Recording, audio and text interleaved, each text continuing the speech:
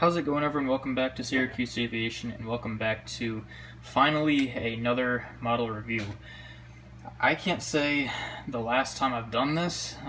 It's been a really long time since I've done just a generic, plain old model review, not even unboxing, just a review of a plane that I already have.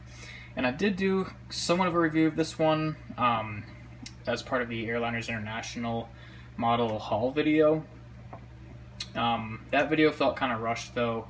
Wasn't too in-depth, and so I figured this video will be a nice in-depth review of this plane. I chose this one today because it's just been catching my attention a lot recently. I have it sitting up on the shelf above me, and sometimes I can't help but just sit there and stare at it for a good minute because it really is beautiful. I mean, this plane it's just super nice, really nicely detailed, incredibly accurate. And the Singapore A380 is just one of the nicest looking planes there is, I think. So yeah, really excited to get started with today's video. Right now it's in the gear up configuration. We will change that a little bit through the video. We are going to start with the box, however.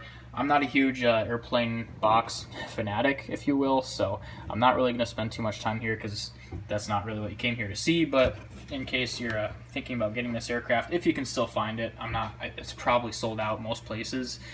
Here it is. I'm not really going to say anything. Just pause the video if you'd like to see it. Got it for $64.95 before tax. Actually, I don't think there was tax here, so there's the back. Oh, I didn't know how to graphic of the dimensions there. That's pretty cool. So, obviously 1 to 400 scale, as you guys know. Pretty simplistic, but it does the job. So, yep, that's the box.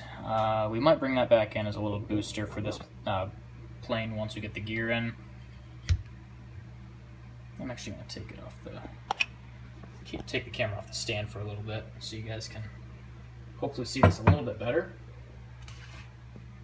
Okay. Wow.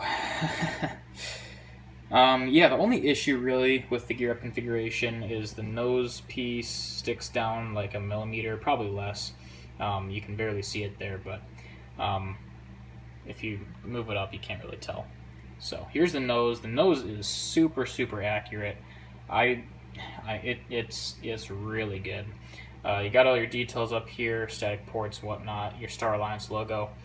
Your L1 door, I don't know on the A380 if it's like this is L1, this is L2, and this is L3 up here, because the 2 floors is pretty confusing, so I'm just going to say boarding doors or exit doors or whatever. You have some A380 titles down there, Singapore stripes and billboard titles. It's just so nice, the blue and the gold schemes and the orange, the little accents, it's just so nice. Landing lights, leading edge, your engines. I don't know what these engines are. I probably should off the top of my head, but I don't think it says in the box either. Let me take a look. I don't think it does, so sorry about that. Your 2 massive engines, looking beautiful, really nicely detailed. Everything is just, aside from the detail on this, the shapes and the molding, the casting, it's just so good. Here's the huge fence tip on the A380. I love the orange accents. On the tail it has some too. It's just such a unique, even on the fairings, they're more of a reddish, but just the scheme of this livery is so nice. So the Singapore Airlines, I think I just showed the Singapore before. You have the flag there. Antennas up top. There are 2 beacon lights on this. And the Wi-Fi box is like sort of 3D. What I like about the Aviation400 Wi-Fi box in this model is that it's 3D, but it's the same mold. It's not a separate piece. It's the same piece as the fuselage itself. And my Phoenix models, Royal Jordanian 787-8, was actually like that. So it's really unique to have that back on this model here. You have 2 3D beacon lights on the top there. I don't think there's any on the bottom. There might be, but I can't really remember. So we'll take a look at that later. What I really like about this the most, the A380 is like this. The back of the wing is so drastically sloped and curved, like downwards as you move out. It's hard to describe kind of what it is, but it almost looks twisted from the fuselage as it moves out. The top of the wing almost looks like it's twisted forward as you move out. That is accurate. It really is just because the front of the leading edge of the wing is much more flat. It's not necessarily flat. It's a lot more flat, though, than the trailing edge, which is, as I said, it's very drastically curved. And so that's kind of what makes it look like that. Again, that's one of my favorite features. You can see it a little bit on the A320 family, like a little bit. The A330s, I think you can as well. And the A340, I would imagine, probably has it too. But the A380 is just most drastic with that feature. It's so unique, so cool to me. One of my favorite things. You have your fuel tank outline here, going all the way down the wing. Somewhere I heard, I think you can fit like 70 or 80 cars on each wing of the A380, which is just puts into perspective how huge these things are. Really crazy.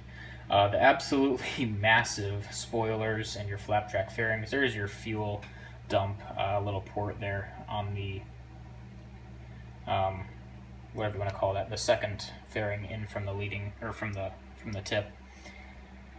What else have we got here? Your flap details, some more doors, windows, ton of windows. Look at all those, ton of windows. Your Singapore tail, just, oh my goodness, the APU is so detailed as well. I cannot say enough good things about this model here. Really, if you can find it and it's a fair price, again, I got this for about 65 bucks. If you can find it for a price that you're willing to pay, will not disappoint. Highly recommend this. And again, we're going to look at it with the gears down in a second here once we finish this, the right side. But yeah, I would definitely recommend this model. Really, really beautiful, definitely worth it. We do have a smaller antenna in the back. I'm not sure if I pointed that out yet. I don't think I did. Registration, I almost forgot, is 9 Victor Sierra Kilo Alpha. Baggage doors and whatnot. It's the same as the left, just with those the baggage doors. So that's it for the right side. I guess we can, well, yeah, I'll show you the bottom while I'm going to actually set you guys down real quick. Sorry about that. This stand is a little bit tight, so I'm going to try to pull it out without scratching anything, and that was a success. Okay, let's see if I can do this. Sorry about that, guys. Alright, here we go. I am starting to lose my voice a little bit, so I apologize. Nose, obviously that little black hole there, not supposed to be there. That's just the only way that you're able to take these things out. You put a little peg in there and pry it, pops right out.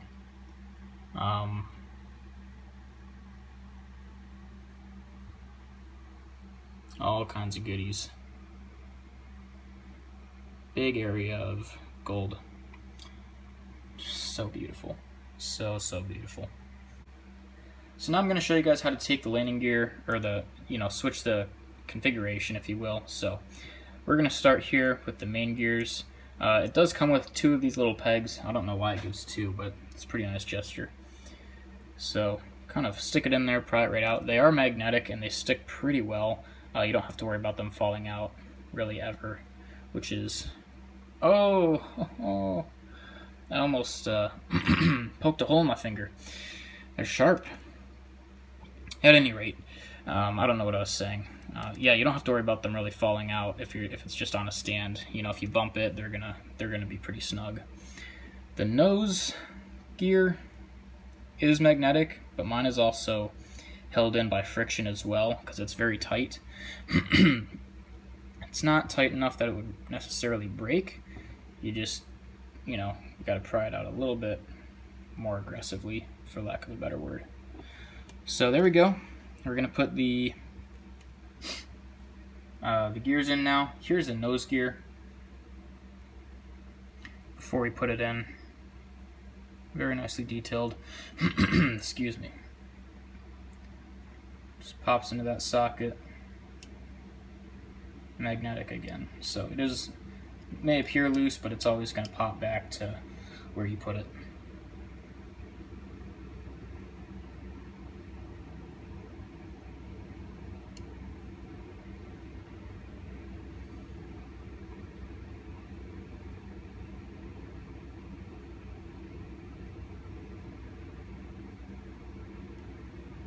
Perfect.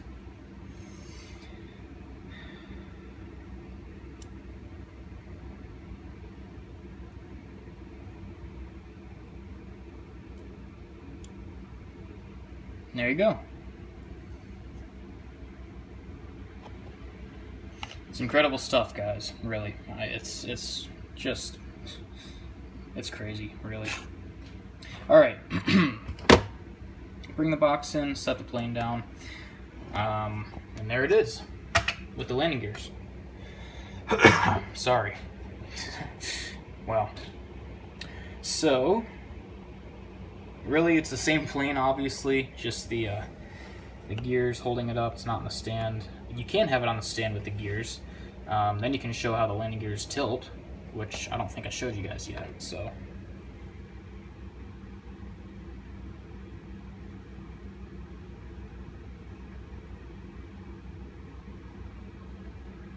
it's supposed to tilt back on the A380, in case you aren't aware. Kind of like this.